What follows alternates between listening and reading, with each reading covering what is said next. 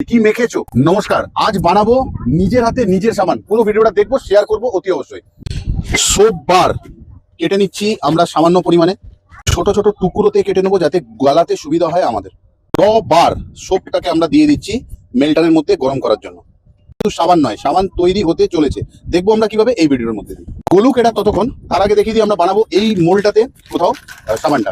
আমরা ইউজ করছি, বারটা একদম সাদা, তো অনেকটা তরল হয়ে গেছে। আমরা মধ্যিখানে এসেন্সটা অ্যাড করে দেবো, একটুখানি এসেন্স আমরা অ্যাড করে নেবো এর মধ্যে। ইউজ করছি আমরা কালার। এই মোল্ডটাতে আমরা বানাবো আজকের সাবান। কিরকম দেখতে হবে দেখবো আমরা লাস্টে। ওয়ারেন্টি সবসময় ফিরেছি দুই ভাই আমাদের বারের RS বার soap bar. Quality, e commerce, online, যে কোনো জায়গায় প্রোডাক্টের থেকে অনেক গুণ ভালো। ভালো হলে কি হবে, গ্যারেন্টি আমাদের এটা। চান করার 2-3 ঘন্টা পরও যদি গায়ে না গন্ধ ছাড়ে, কেউ না জিজ্ঞাসা করে এই সাবানটা বানানোর পর যে কি মেখেছো, যা বলবে তাই। এটাই রইলো আমাদের গ্যারেন্টি ওয়ারেন্টি। যেমন ক্যান্ডেলে নিয়ে এসেছিলাম আনব্রেকেবল, আর এতে চান করার পর লোকে প্রশ্ন করবে কি মেখেছো, বা নিজে বুঝতে পারবে, ততক্ষণ সাথ দেবো। দেখি অনেকটা গলে গেছে আমাদের সোপ বার, কোথাও গলে লিকুইড হয়ে গেছে, আমরা ঢেলে নেব এর মধ্যে।